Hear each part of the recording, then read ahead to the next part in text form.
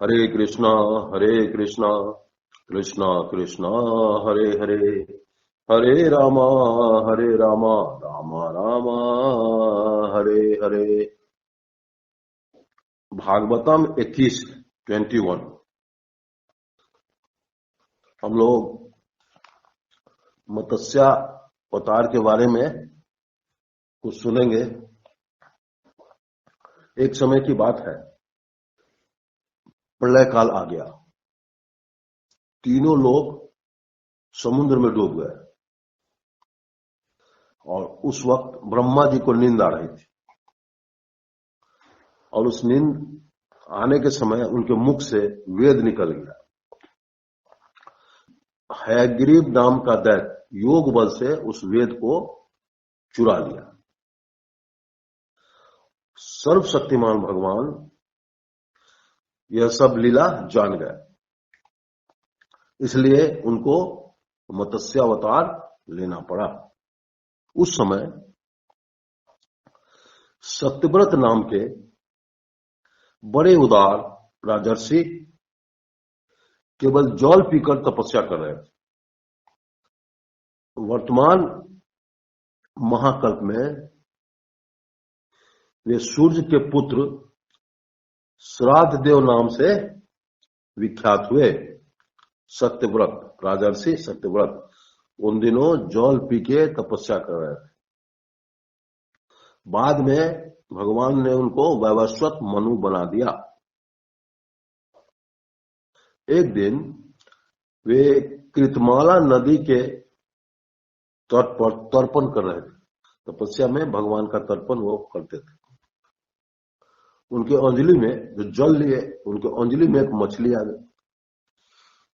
उस मछली को जल में छोड़ दी। मछली बोली कि आप मुझे जल में छोड़ दिए हैं, यहाँ बड़ी बड़ी मछलियां रहती हैं, वो हमको खा जाएंगे, तो हमारी आप रक्षा कीजिए। तो राजा क्या किए, मछली को फिर उठा के अपने कमंडल में रख दिया। लेकिन वो मछली कुछ ही क्षणों में कमंडल के आकार की हो गई और बोली कि हम इसमें नहीं आ पाएंगे। तो राजा सत्यव्रत क्या किए, फिर उनको सरोवर में पहुंचा दिया। लेकिन फिर वो सरोवर के आकार की हो गई। फिर उससे बड़े सरोवर में दी, फिर और बड़े आकार की हो गई। इस प्रकार उनका आकार देख के अंत में वो समुद्र में डाले। 400 कोस की हो गई मछली। तो राजा सत्यव्रत उनको दंडवत प्रणाम किए और बोले कि आप अपने बारे में बताइए, आप सर्वशक्तिमान भगवान है, आपको नमस्कार है। कोई कारण है, आप उसका प्रयोजन हमको बताइए, आपके सिवा दूसरा कोई हो ही नहीं सकता है। भगवान ने कहा कि राजन, आज से 1 सप्ताह बाद प्रलय होने वाला है। तीनों लोग जल में डूब जाएंगे, सिर्फ सागर ही सागर रहेगा, सिर्फ जल ही जल।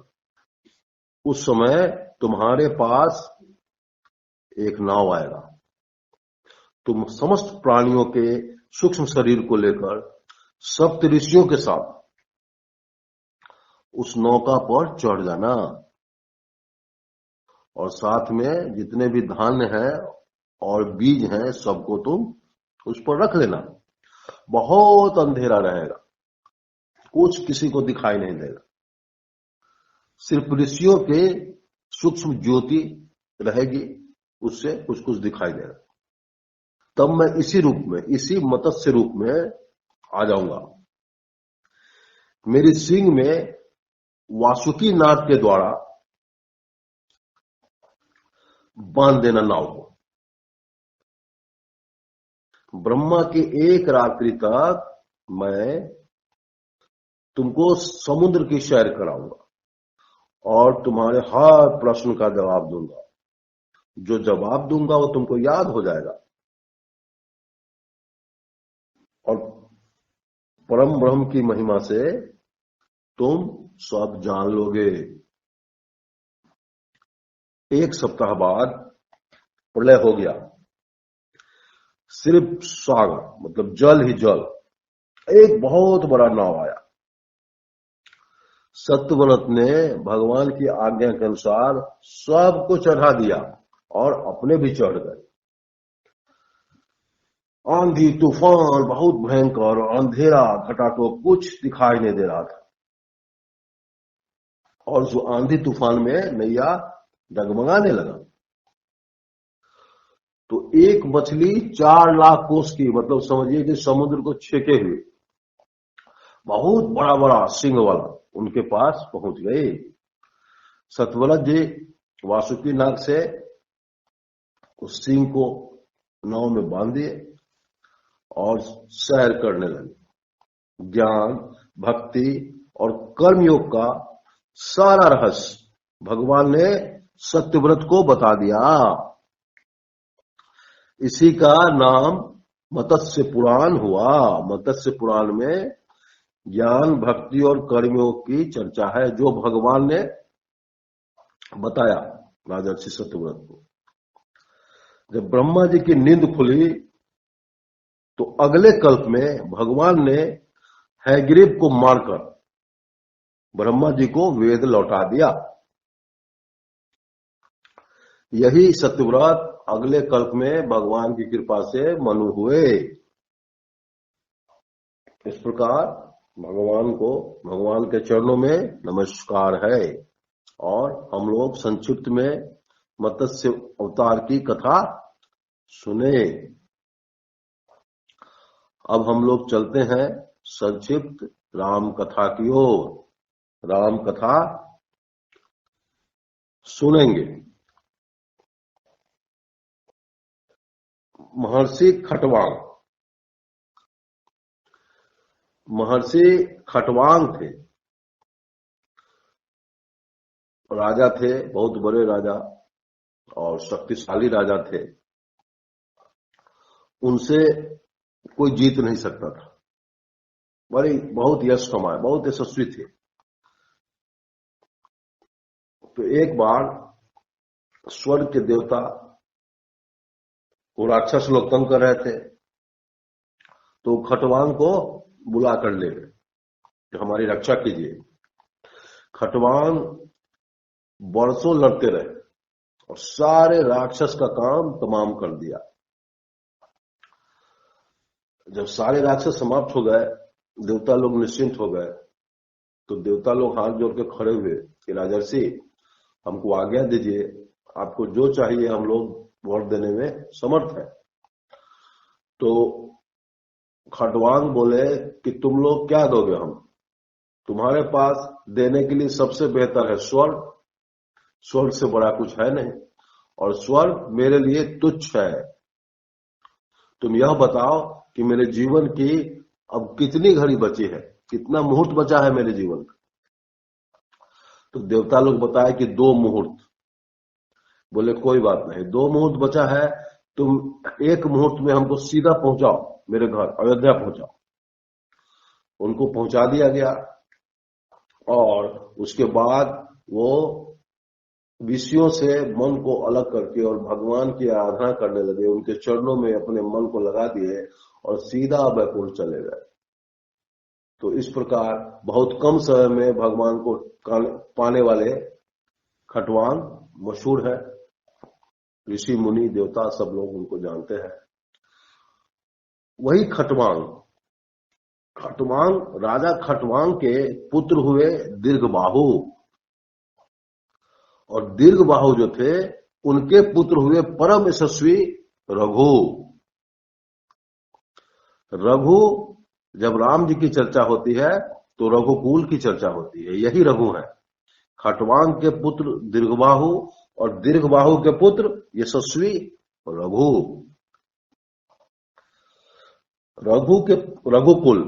रघुकुल रीत सदा चली आई, प्राण जाए पर वचन न जाए। यहीं से इस वंश की शुरुआत हुई है। रघु के अज और अज के पुत्र हुए दशरथ। देवताओं की प्रार्थना से, क्योंकि देवता उस समय राक्षसों से बहुत पीड़ित थे, देवताओं की प्रार्थना से भगवान ही अंशावतार से इनके पुत्र बने और इनके 4 पुत्र के रूप में श्री राम, लक्ष्मण, भरत, शत्रुघ्न भगवान अंशावतार लिए। इस प्रकार भगवान का प्राकट्य हुआ धरती पर। खेलते कूदते मनमोहिनी रूप था इनका, जो देखता मोहित हो जाता। और सारे ऋषि मुनि बचपन में इनके दर्शन के लिए आते थे। उसी में शिव जी भी आए। तो शिव जी आए तो भगवान को पता लग गया,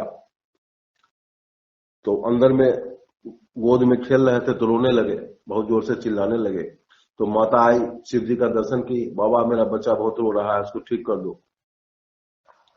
तो बच्चा को लाया गया और शिव जी को देखते ही वो चिल्लाना बंद कर दिए।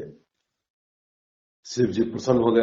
जब भी भगवान अवतार लेते हैं तो शिव जी उनका दर्शन जरूर करते हैं, उनकी लीला में कुछ सहयोग भी करते हैं। तो इस प्रकार इनका बचपन बीता और फिर धीरे धीरे चारों भाई बड़े हुए तो नाना के घर से भरत जी को बुलावा आया कि भरत शत्रुघ्न कुछ दिनों के लिए नाना के घर जाएंगे। राजा दशरथ ने जाने की आज्ञा दे दी, तो भरत और शत्रुघ्न अपने नाना के यहाँ चले गए।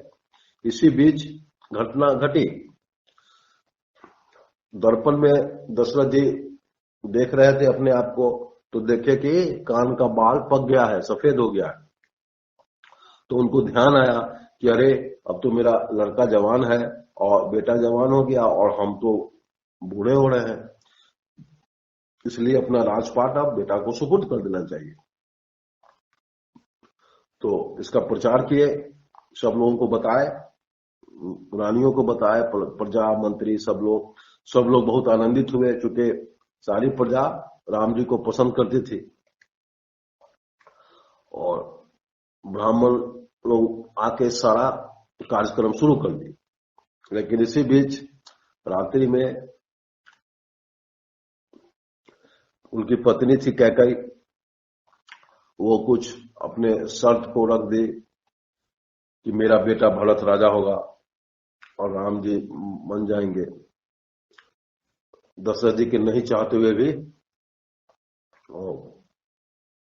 मैंने ऐसा उनको करना पड़ा, चूंकि राम जी जान गए। राम जी जब आए तो पता लगा कि माता ही बोली कि ऐसे ऐसे हमको वचन दिए थे, तो हम बोले हैं कि तुम बन जाओगे और भरत राजा होगा। तो राम जी खुश हो गए और राम जी वन जाने को 14 साल के लिए वन जाने को तैयार हो गए। तो यह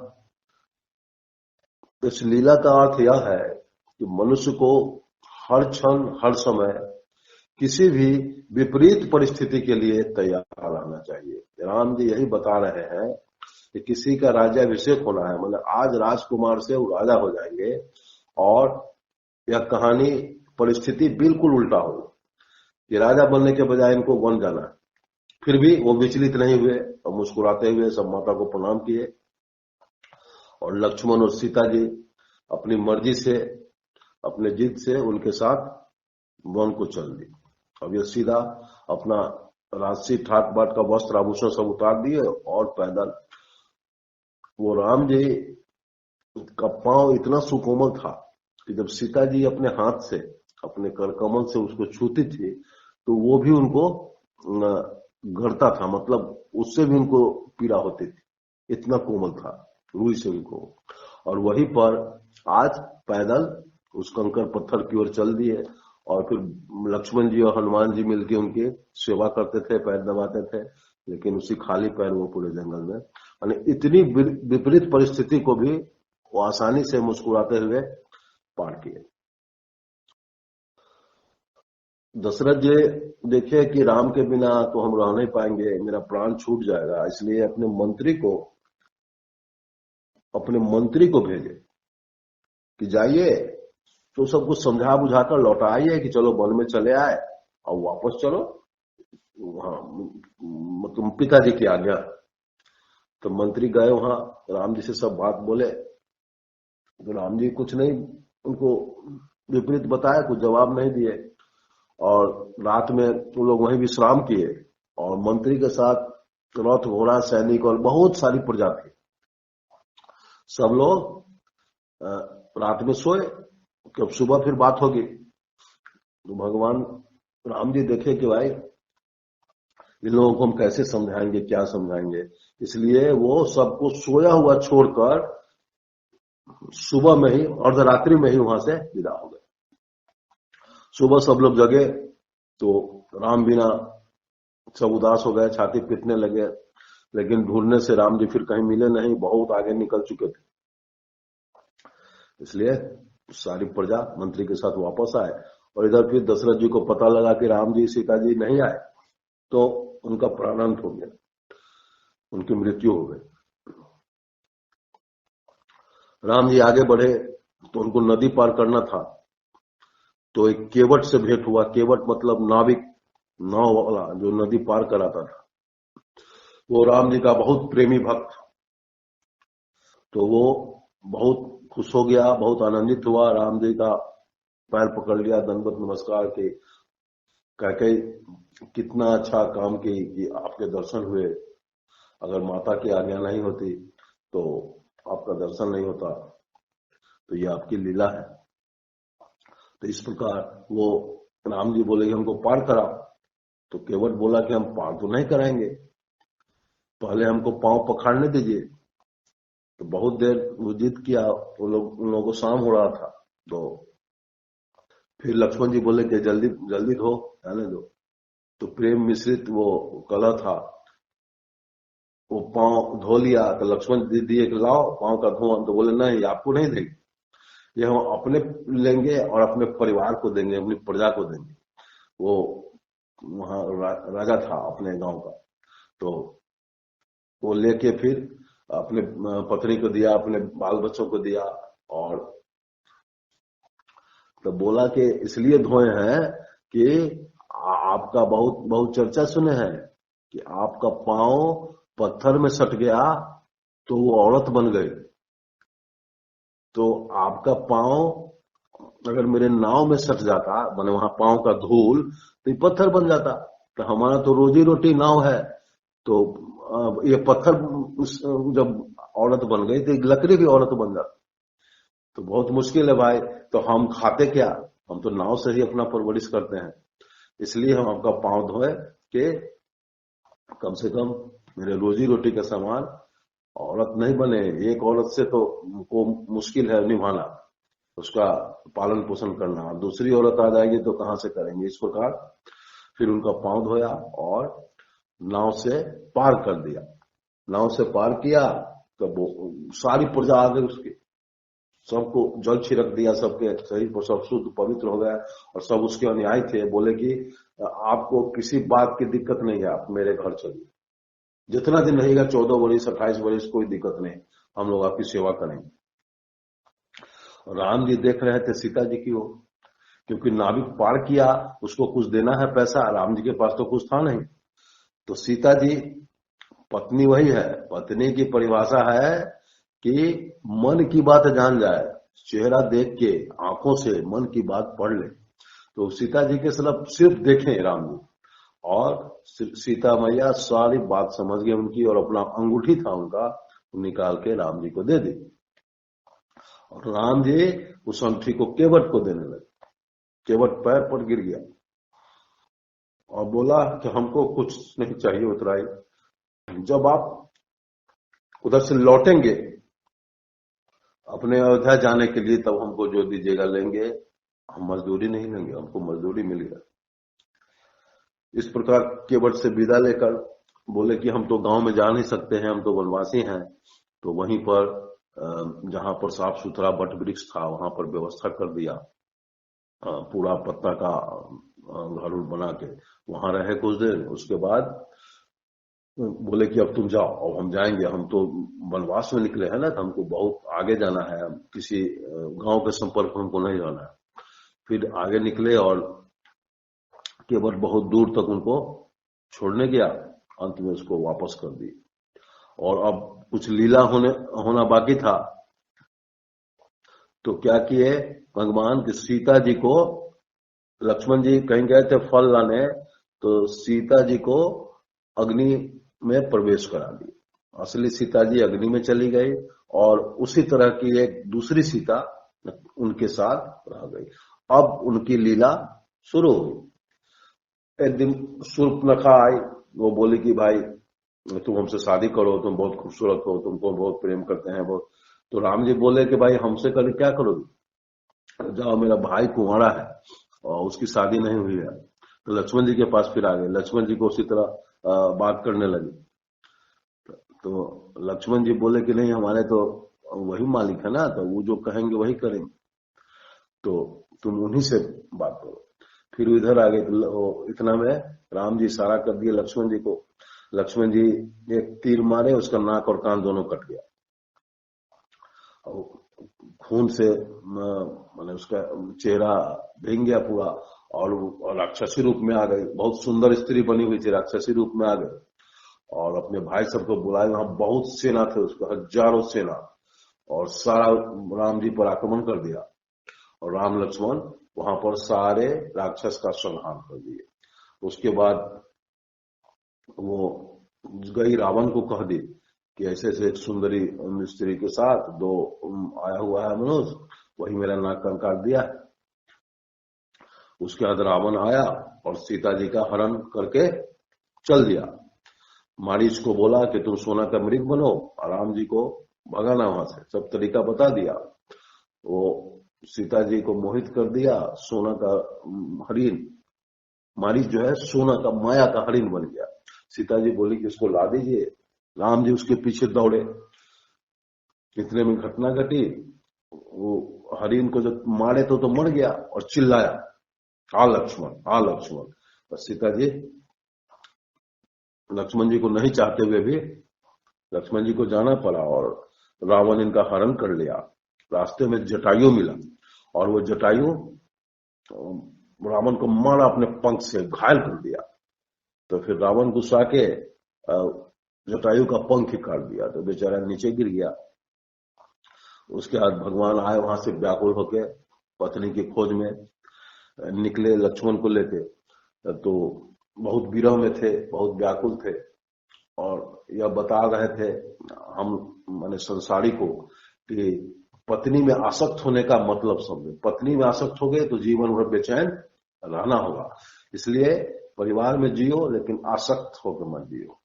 आसक्त नहीं होना, आसक्ति जहां होगी वहां बेचैनी रहेगी। आज संसार के सारे लोग बेचैन हैं, तो भगवान राम बता के गए हैं कि औरत के कारण बेचैनी होगी, बढ़ेगी बेचैनी।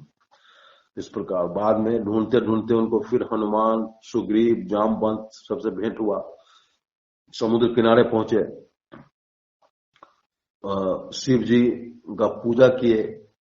वहां रामेश्वरम, अभी आज रामेश्वरम मंदिर है वहां, और पूजा किए।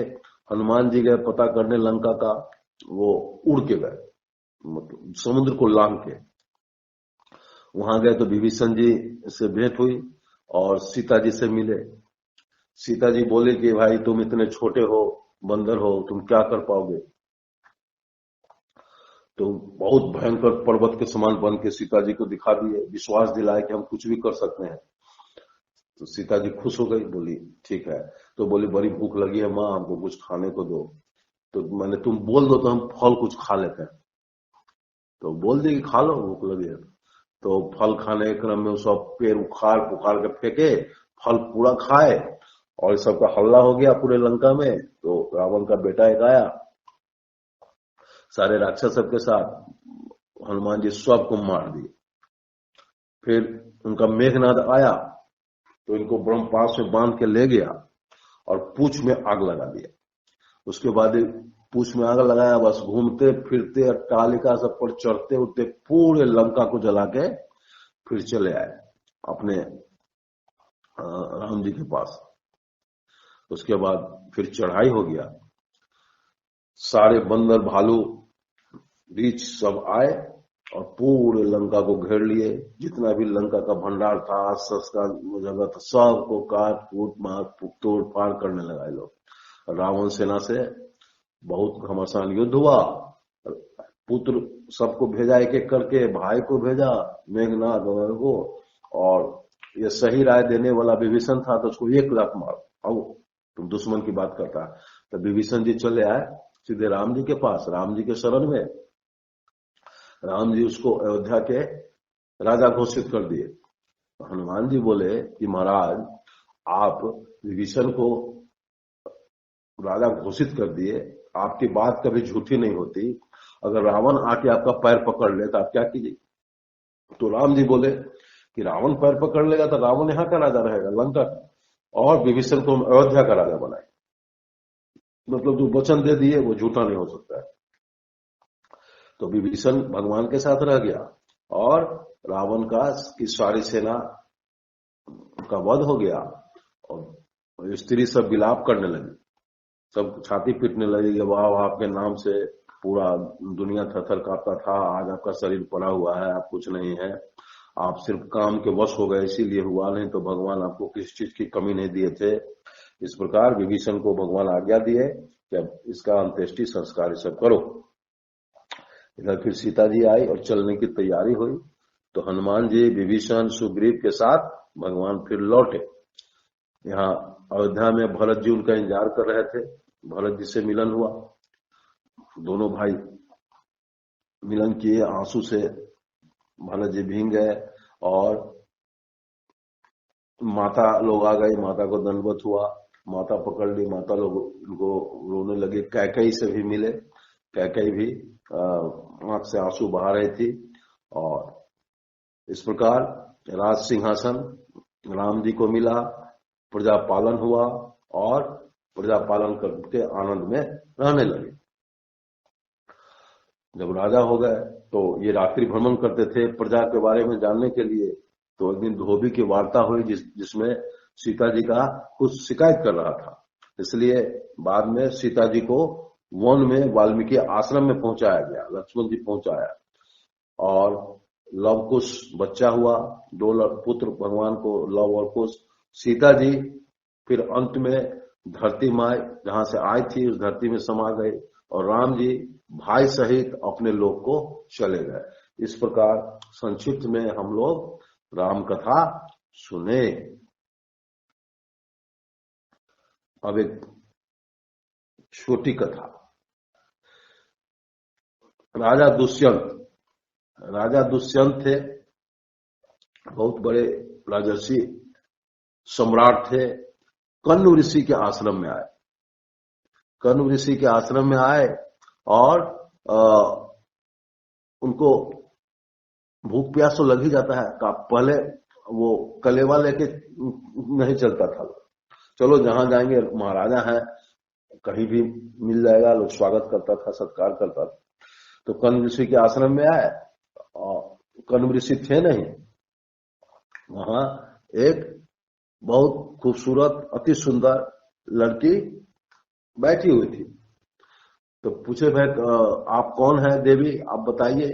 तो बोले कि हम तो मेनका अप्सरा की पुत्री है, मेरी माँ हमको यहीं वन में छोड़ के चली गई थी, तो हमारे अभी पिता है कण्व ऋषि, वही हमारे पिता के रूप में हमारा पालन पोषण करते हैं और माता हमारी छोड़ के चली गई। विश्वामित्र के हम पुत्री हैं और कण्व ऋषि हमारा लालन पालन करते हैं। तो आप राजर्षि हैं, आप आए हैं, हम आपका स्वागत करेंगे। मेरे पास कुछ भात बना हुआ है, वो उसको ग्रहण कीजिए और जल पीजिए। आप यहाँ विश्राम कर सकते हैं और हमारे कण्व ऋषि आएंगे तो आपसे मुलाकात हो। इस प्रकार उनका स्वागत सत्कार राजा दुष्यंत का की। राजा दुष्यंत वहीं उस आश्रम में रात में विश्राम किए और सुबह फिर चले गए अपने राजा। समय के साथ कुछ दिनों बाद उनको एक पुत्र हुआ शकुंतला को, उसका नाम शकुंतला था, मेनका की पुत्री। हाँ, शकुंतला को एक पुत्र हुआ, उसका नाम था भरत। भरत धीरे धीरे बड़ा हुआ, लालन पालन कण्व ऋषि ही करते थे। जब 5 साल का हुआ तो बहुत शक्तिशाली था, बहुत वीर था, वो जंगल के शेर को ही पकड़ लेता था, उसका दांत गिरने लगता था। तो इस प्रकार कर्ण ऋषि बोले कि भाई तो महाराजा का लड़का है, ये तो आश्रम में इसको नहीं रहना चाहिए, सो तुम जाओ इसके पिता को बताओ। तो शकुंतला गई लेके अपने बच्चा को, महाराजा को बोले कि भाई आपका पुत्र है। तो उनको कुछ स्मरण नहीं था, तो बोले कि नहीं, तो हमको कुछ याद नहीं है। तो तुरंत आकाशवाणी हुई कि महाराजा आपका ही पुत्र है और शकुंतला आपकी पत्नी है, इसको आप जगह दीजिए। उसके बाद आकाशवाणी सुन के राजा दुष्यंत शकुंतला को महारानी बनाए और वो बच्चा का लालन पालन होने लगा। और बच्चा राजकुमार बड़ा हो गया और दुष्यंत बूढ़े हो गए। तो फिर इनकी मृत्यु हो गई और महाराजा हो गए भरत। तो वही भरत भी चक्रवर्ती सम्राट थे और उन्हीं के नाम से हमारे देश का नाम भरत पड़ा। उनको 3 रानी थी, लेकिन तीनों रानी में किसी को ही पुत्र नहीं था, तो दत्तक पुत्र लिए वो भरद्वाज। भरत के बाद वही भरद्वाज शासन किया। हरे कृष्णा कृष्णा कृष्णा हरे हरे, हरे रामा रामा रामा हरे हरे।